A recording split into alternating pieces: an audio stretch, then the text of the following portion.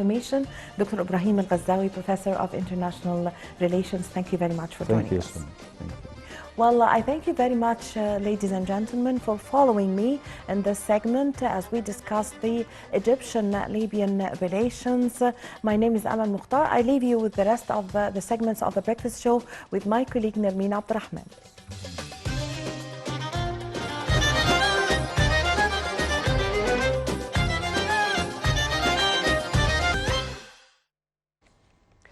Welcome back. As we promised, we do have a lot of other topics which we are going to discuss in this episode of our breakfast show. And now we are going to speak about the role of the family supporting their children, their teenagers.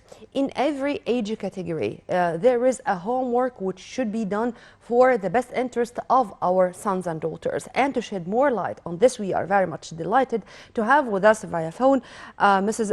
Rania Lelah, personal development expert, life and executive coach. A very good morning to you, Rania. Good morning, Rania, when it comes to the family, the bonds among the family members are very important. And it seems that with the modern age, with the social media, with everyone just looking at his or her tab or cellular phone, these bonds are not that much close as before. What's the important role which should be made by the family to return back to our golden era of close bonds among members of the same family?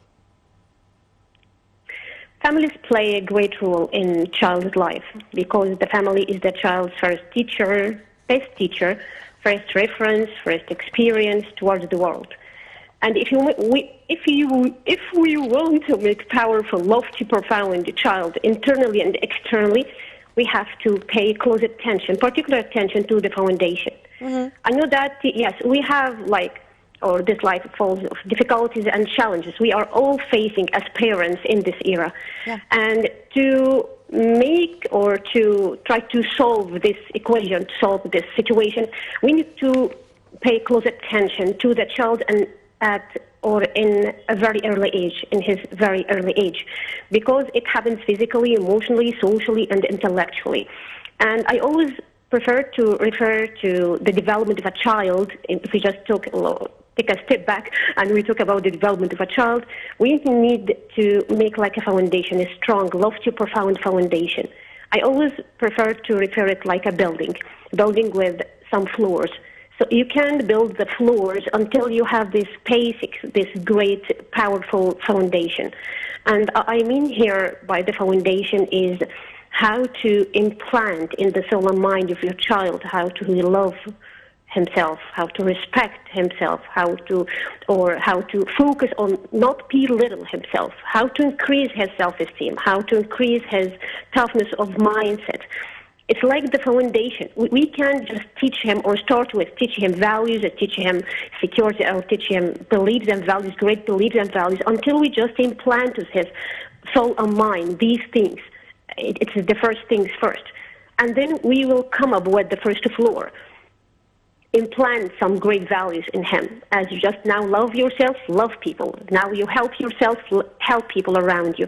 Don't belittle yourself, don't belittle people around you. How to forgive, how to help, how to love, and all these great values and beliefs. And then maybe we will go up with the second floor. And now you need to know the consequences of everything you will do in this life. Everything you will do has consequences, whether negative or positive. So you need to spend some time thinking about your consequences. And this will be great tool, great thing to implant in the child. But knows really well that I need to think logically. I need to have these moments of thinking before doing anything in my life. And then this is in theory, Rania. I mean, going from theory to practice. I can do what you're saying via continuous dialogue, via benefiting from every situation we go through, via just narrating stories or conveying the experience of the parents to the sons and daughters in a nice way, giving rewards. I mean, how we can do this practically on the ground, I mean.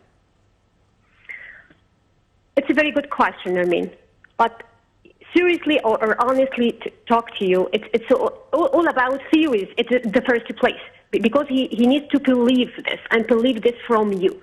As a parent, you have a great responsibility over your shoulders to show what you are talking about. You need to love yourself first, and he will see this in you. And you always need to give him support. And, you know, I recently heard some great things or some serious incidents about people and all these things, but I always meet people who have, you know, like bad childhood memories, and it influences their lives, influences their success.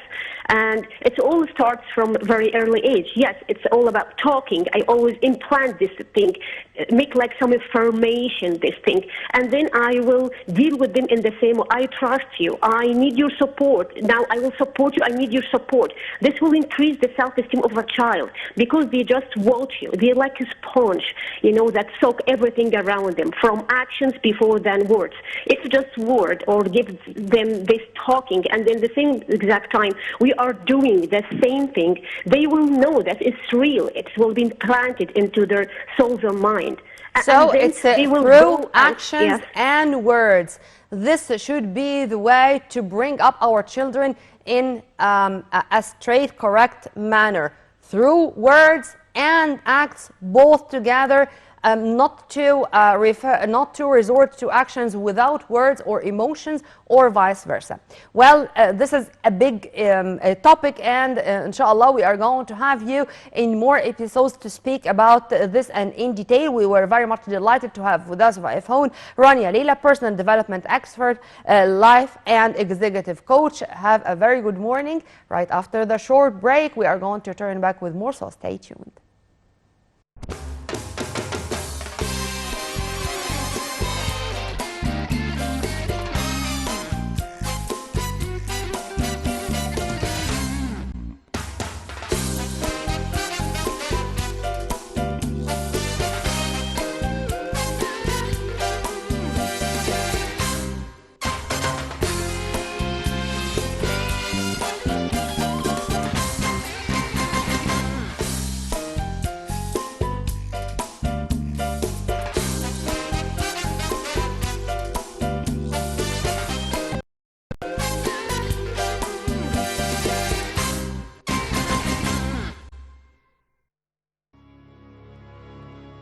After establishing stability for the Egyptian empire, King Seti I launched the internal reformation to achieve prosperity for the people. He sent many mining campaigns for the gold of El Hammamat area in the eastern desert. Thanks to him, the papyrus of the gold mines, which is in Torino Museum in Italy, describes the roads to the mines. It's considered a unique geographical document. He also cared to dig water wells for the workers of the mines and the quarries. He has also constructed the Grand Colonnade in Karnak, which was completed by his son Ramesses II after his death. His tomb in the Valley of the Kings is one of the most important and the longest ones in the valley. It's full of religious scenes inscribed in the ultimate level of art. His temple in Abydos is a masterpiece amongst the temples of Egypt.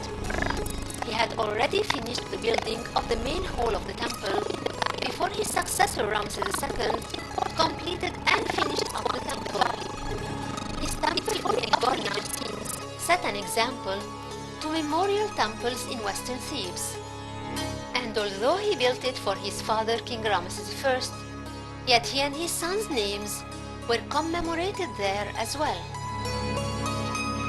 Seti I has successfully achieved stability and prosperity to the Egyptian people and paved a long road to all who succeeded him to sustain that and build upon it the foundations of continuous glory for the Egyptian empire.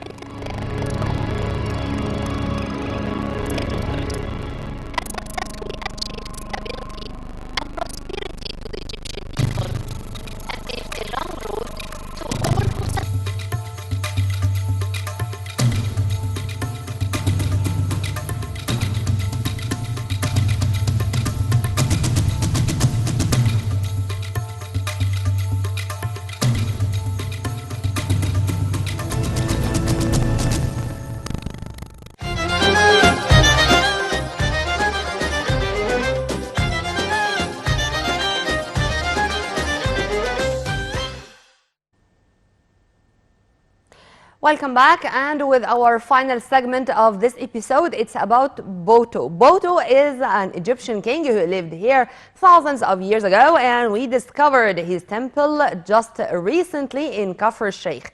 Well, to shed more light on this discovery and its importance, we are very much delighted to have with us via phone Mr. Ahmed Badr, our historian and researcher. A very good morning to you, Mr. Badr. Good morning to you and to all the audience.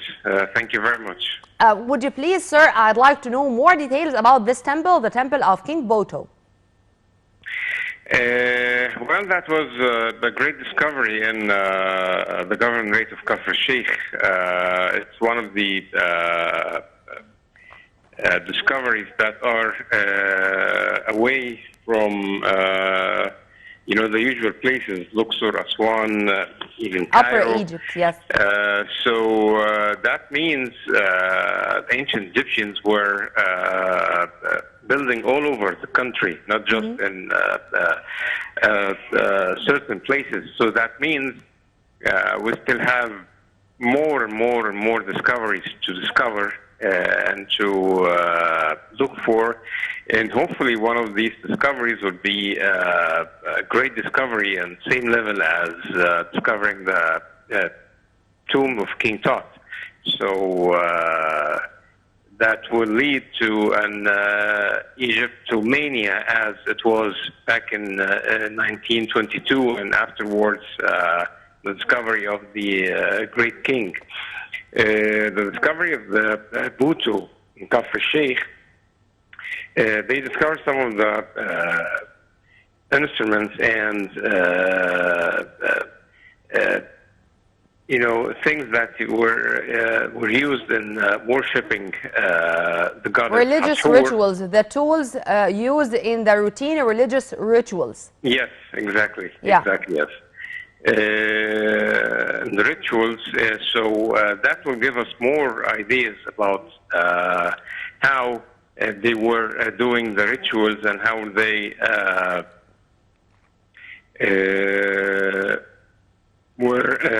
will give us more the ideas about their religion.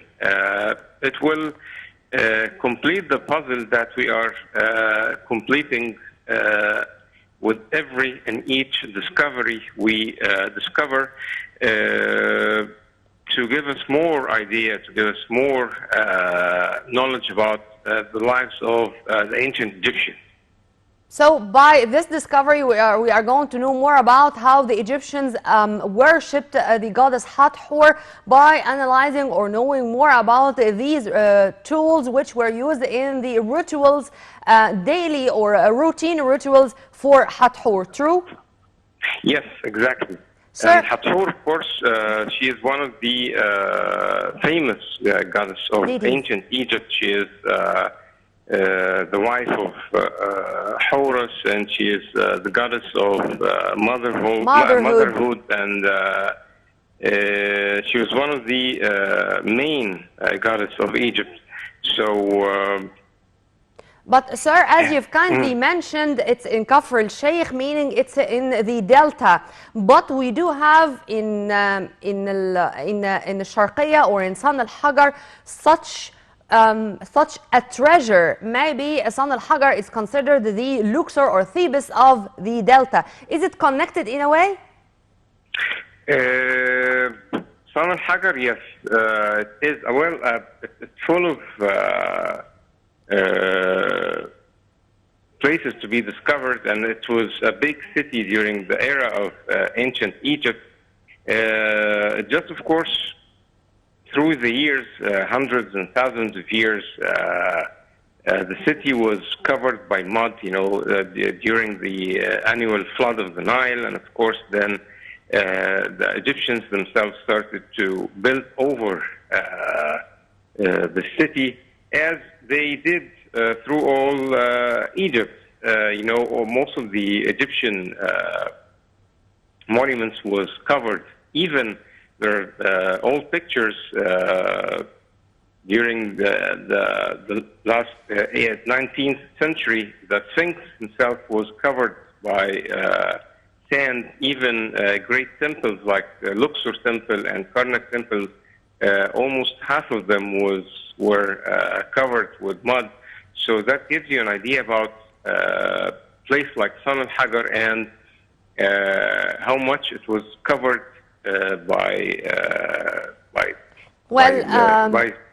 we are going to all the time be proud of being Egyptians, and under every stone we are going to find something which is related to our great civilization. Tomorrow is another day, but our civilization is continuing to amaze the whole world. Well, Mr. Ahmed Badr, our researcher and historian, thank you very much, sir. Have a very good day. Thank you very much. Thank you. By this, we come to the end of our breakfast show today. Tomorrow is another crew and another episode. Stay tuned on Nile TV International always for more updates. And for more details, please log on to www.nileinternational.net. You were in the company of my dear colleague Amal Mukhtar and myself, Nermeen Abdurrahman. So goodbye for now.